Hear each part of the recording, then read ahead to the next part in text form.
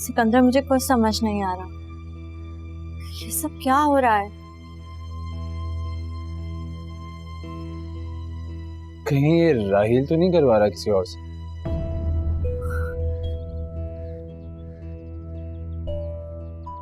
हाँ सिकंदर, मेरा शक भी इसी की तरफ है, लेकिन बात अब बहुत बढ़ चुकी।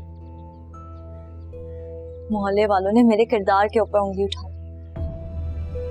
मुझे घर के मसले के साथ ये भी हल करना पड़ेगा सिकंदर, वरना मोहल्ले वाले बातें बनाएंगे। लेकिन हमें सबसे पहले ये जानना है कि अगर ये काम राहिल करवा रहा है तो किसके जरिए करवा रहा है? सिकंदर, पर हम ये कैसे जान सकते हैं? कुछ दिनों से फरिया भी मेरे पास चक्कर लगा रही है घर पर। अच्छा, तो तुम ये क्यों नहीं कह रही हो कि ये सब कुछ फरिया करा रही है? वो तुम्हें बर्दाश्त भी नहीं करती है और तुम उसे घर में घुसने दे रही हो। नहीं सिकंदर, मुझे नहीं लगता ये काम फरिया कर। वो बहुत बदल गई है और पहले जैसी नहीं रही, बहुत अच्छी हो गई।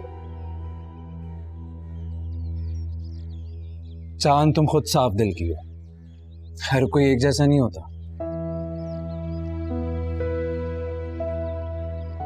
यार देखो, लोगों के ना 1000 चेहरे होते हैं, पल में कुछ और पल में कुछ।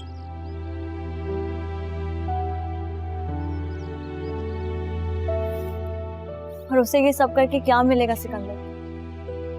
उसमें उसका क्या फायदा? मुझे भी कोई फायदा नजर नहीं आ रहा।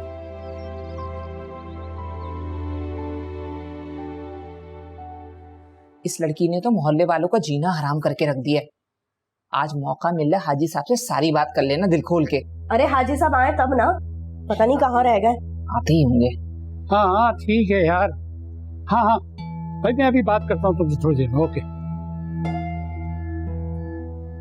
जी, बोले जी, हम उस मोहल्ले से आए जहाँ आपका मकान है और हमें आपसे बहुत जरूरी बात करनी है हाजी साहब।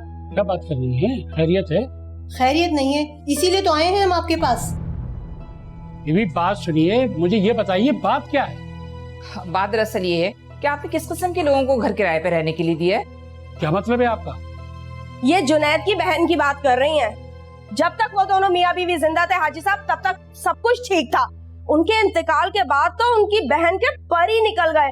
भाई, उनके चाल चलन बिल्कुल सही नहीं है। तौबा तौबा, उनकी बहन ऐसे वैसे कामों में मुलविस है कि पूछे ही मत। देखें हाजी साहब, हम नहीं चाहते कि हमारी बहू बेटियों को कोई बुरी निगाह से देखे या उनके बारे में कोई गलत बात करे। हम लोगों की गुजारिश यही है आपसे कि आप वो घर फौरन खाली करवाइए। बात सुनिए, मैंने उनके किरदार में ऐसी कोई बात नहीं देखी। जी नहीं साहब, अगर आपको यकीन नहीं आता तो घर घर से पूछें कि वो किस किरदार की औरत है और कैसे कैसे लोगों से वास्ता बना रखा है। हम आपको यही बताने आए थे। अगर आप घर खाली करवा रहे तो ठीक है, नहीं तो पूरा मोहल्ला मिलकर घर खाली करवाएगा। देखें, आप अभी जाइए, मैं पता करता हूँ कि मामला क्या है और इसमें क्या हकीकत है। ठीक है, जो भी फैसला करना है जल्द से जल्द कीजिए, क्योंकि मोहल्ले वाले मजीद इंतजार नहीं करेंगे। ठीक है, मुझे मेरा तो काम करने दें। ठीक है जी ठीक है। समझ में नहीं आता, लड़की तो नहीं, ऐसी लड़की नहीं। पता नहीं क्यों वो ये मोहल्ले वाले इस तरह की बात कर रहे हैं। पता करना पड़ेगा।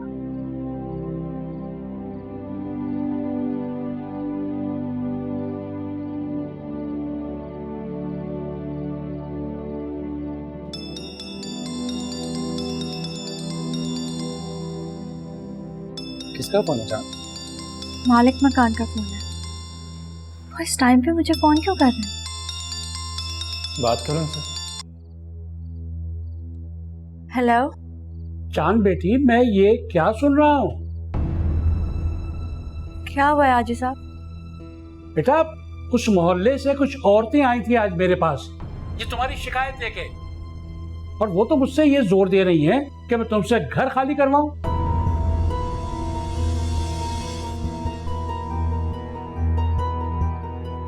हाजी साहब, उन्हें कोई गलत फहमी हुई है। कोई उन्हें मेरे खिलाफ भड़का रहा है। पर कौन भड़का रहा है भाई? ये तो मैं नहीं जानती हाजी साहब। मैं तो इस कोशिश में लगी हुई हूँ कि कैसे उस शख्स को बेनकाब करूं। देखो बेटी, मैंने एक उम्र गुजारी है और मुझे लोगों को पहचानने में गलती नहीं होती।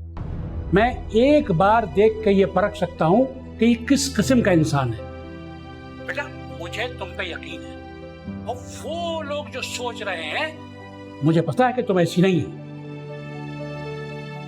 शुक्रिया हाजी साहब। लेकिन बेटा बात सुनो, मोहल्ले वाले मुझ पे बहुत दबाव डाल रहे हैं, तुम्हें ये घर खाली करना पड़ेगा। ये आप क्या कह रहे हैं हाजी साहब? आप उनकी बातों पर यकीन ना करें। बेटा मैंने कहा ना तुमसे, मुझे उनकी बातों पे यकीन नहीं है, लेकिन देखो ना ये मोहल्ले का मामला है, मैं क्या कर सकता हूँ। नहीं हाजी साहब, मैं ये घर खाली नहीं करूंगी उस वक्त तक जब तक मैं ये साबित ना कर दूं कि जो इल्जाम मेरे ऊपर लगाया गया है वो बेबुनियाद है। अब बात सिर्फ इस घर की नहीं है, अब बात मेरे पाक दामन किरदार की है। अच्छा अच्छा ठीक है बेटा, मैं कोशिश करता हूँ कि इस मामले को किसी तरह ठंडा करूँ। शुक्रिया हाजी साहब, खुदा हाफिज़। ठीक है बेटा, ठीक।